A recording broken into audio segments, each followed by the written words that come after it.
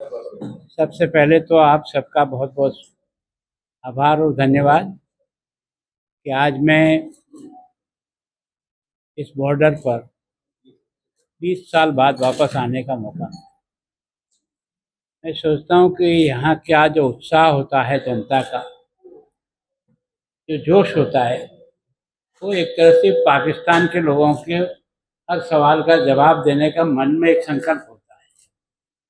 और हमारी सेना ने जब जब भी मौका आया इस शौर्य का प्रदर्शन किया, उसके कारण से सारे 140 करोड़ लोगों का सीना फूल था। उनकी बहादुरी और बलिदान के कारण आज हमारा देश सैन्य दृष्टि से दुनिया के देशों में अपनी गिनती दर्ज करा। प्रारंभिक समय में जो जिस प्रकार के हमारे सपूतों ने अपनी जान देकर के भी तिरंगे की रक्षा की, मान और सम्मान बढ़ाया, ये हमारा सौभाग्य रहा कि 62 के आक्रमण के अलावा हमारी सेना ने कभी भी दुश्मन को अपना लोहा मनाकर छोड़ा। चीन ने भी कोशिश की थी कि भारत की ताकत को नापो, तो उसको भी नपवा दिया। तो वास्तव में ये सब जो हम लोग खुश होते हैं, हम प्रसन्न हैं, वो हमारे बहादुर सैनिकों के त्याग और अपने जीवन के समर्पण के कारण से होता है। हमारे यहाँ व्यक्ति को जान की ज़्यादा महत्व नहीं रहता है, देश का मान और सम्मान का महत्व रहता है। ये अति प्राचीन काल से हमारे पूर्वजों ने इसको दिखाया है। और ये तो गुरुओं की धरती है, जहाँ उन्होंने सब कुछ दे करके भी अपने मान सम्मान, धर्म, संस्कृति और देश के सम्मान को जिंदा रखने के लिए जिस प्रकार का भी कोई आरे से चीरा जाए, ऐसी घटना देश में और दुनिया में कभी नहीं। तो वास्तव में आज इस बॉर्डर पर, इसको तो बाघा बॉर्डर के नाम से ही पुकारते हैं, क्योंकि एक प्रचलित शब्द बाघा जो है वो पाकिस्तान के साथ चला गया। लेकिन ये जो अटारी का है हमारा, आज जो परेड में जो जोश दिखता है और जिस प्रकार का वातावरण बनता है जयकार से, वंदे मातरम से, भारत और हिंदुस्तान की जिंदाबाद के जब नारे लगते हैं, तो वास्तव में हर व्यक्ति का मन प्रफुल्लित होता है। और इस परेड को देखने के बाद ये लगता है कि हिंदुस्तान के सैनिकों का जज्बा, और अब तो पहले शायद मैंने जब देखा था तब शायद महिलाएं इस प्रकार से हमें इसमें नहीं दिखाई देती। अब तो महिलाएं भी उसी प्रकार से अपना जोश और अपना जिस प्रकार का कर्तव्य दिखाती है, उससे देश को बहुत आनंद का अनुभव होता है। तो मैं भी भाग्यशाली हूँ, आए हुए तो 3 महीने हो गए, लेकिन इस बॉर्डर पर आकर के इन सब सैनिकों का सम्मान करने का मेरे को भी पहली बार मौका मिला। देता हूँ, सारी पंजाब की ओर से देता हूँ और देश की सारी जनता की ओर से उन सबको सलाम करता हूँ कि आपकी बहादुरी और हौसले के कारण से आज देश गौरव का अनुभव करता है। तो वो सारा का सारा योगदान बीएसएफ जब से बना है, रेगुलर बॉर्डर की सुरक्षा करने का काम उन्हीं के सुपुर्द है। मैं सोचता हूँ कि कठिन से कठिन जगह पर भी, चौकियों पर भी, किसी भी प्रकार का वहाँ स्थिति है, उसका मुकाबला करते हुए बॉर्डर पर खड़े रहना और अपने एक तरह से गौरव को बढ़ाने का जो काम करता है वो बीएसएफ करता है।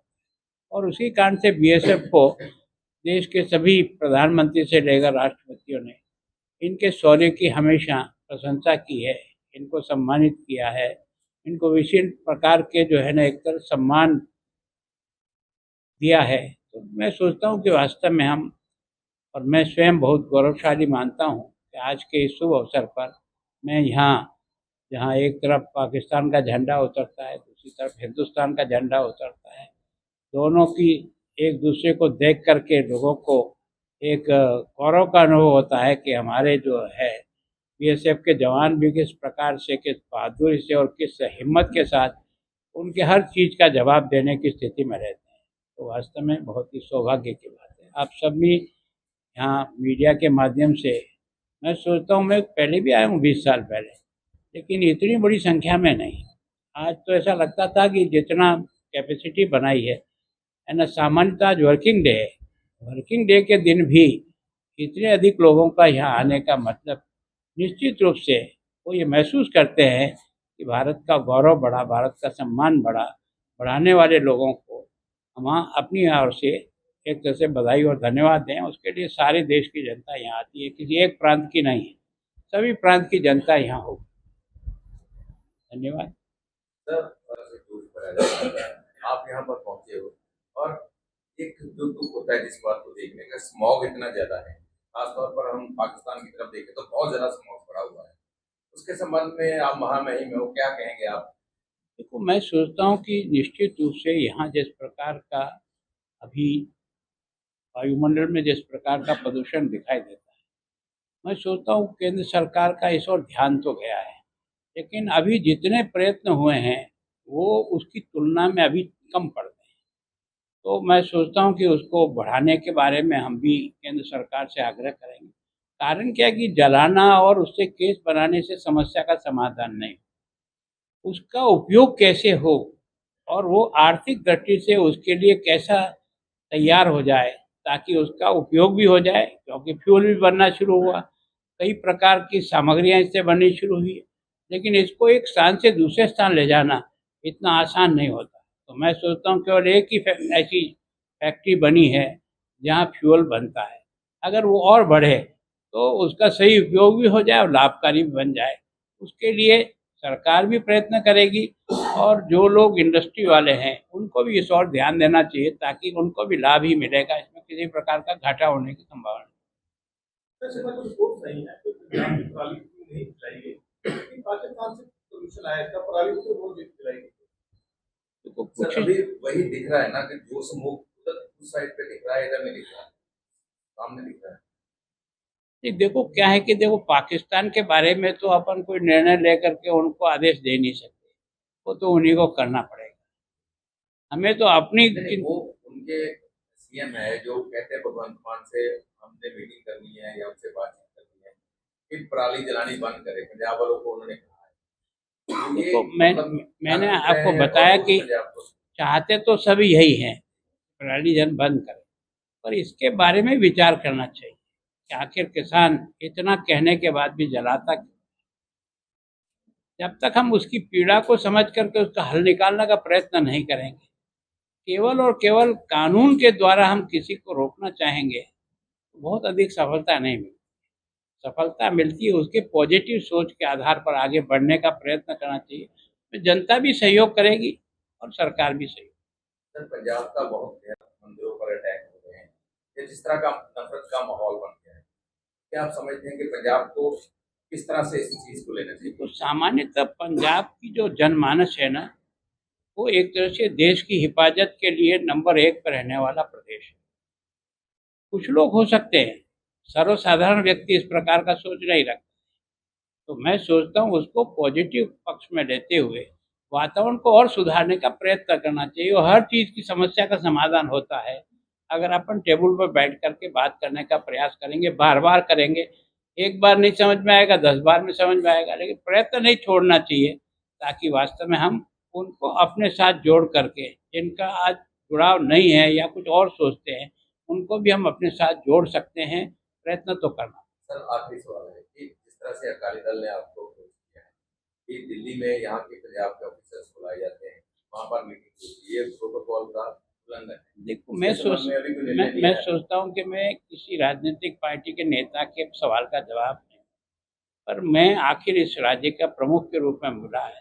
राज्य की हर बात को समझना और उसके बारे में जानकारी करना, लोगों से भी बातचीत करके उनकी समस्या तक पहुँचना, ये मेरा दायित्व है, मेरा कर्तव्य है। मैं कोई उन पर एहसान नहीं कर रहा हूँ, मैं उनके आधार पर ही अपना खर्चा निकाल रहा हूँ और तनख्वाह ले रहा हूँ। मेरी ड्यूटी बनती है कि जिस तरीके से भी मेरे से संभव हो सकता है तो जनता की खुशहाली के लिए सब प्रकार के प्रयत्न मुझे करने चाहिए और मैं वही सोच के आता हूँ। मैं सोचता हूँ कि मेरा 3 महीने के कार्यकाल में कोई ऐसी नेगेटिव बात नहीं आई होगी जो किसी ने जो मुझसे मिलना आया, चाहे वो पक्ष का होगा, विपक्ष का होगा, आंदोलनकारी होगा, रास्ता जाम करने वाला होगा, उससे भी मैंने बात की है। सर, यहाँ पर बॉर्डर बेल्ट में आप आए हो, यहाँ की समस्याएं कुछ आपने? देखो, यहाँ की समस्या आप सबको ही पता है। यहाँ का ड्रग का जिस तरह प्रचलन है, जिस प्रकार से ड्रोन आ रहा है, ड्रोन को रोकने के लिए सरकार ने एंटीडोट तैयार किए हैं और अभी वो इतनी संख्या में नहीं है कि हम हर जगह उसको ठीक कर दें। फिर भी पहले की तुलना में हमने जो ड्रोन गिराए हैं पिछले 3 सालों में, उनकी संख्या कई गुना है।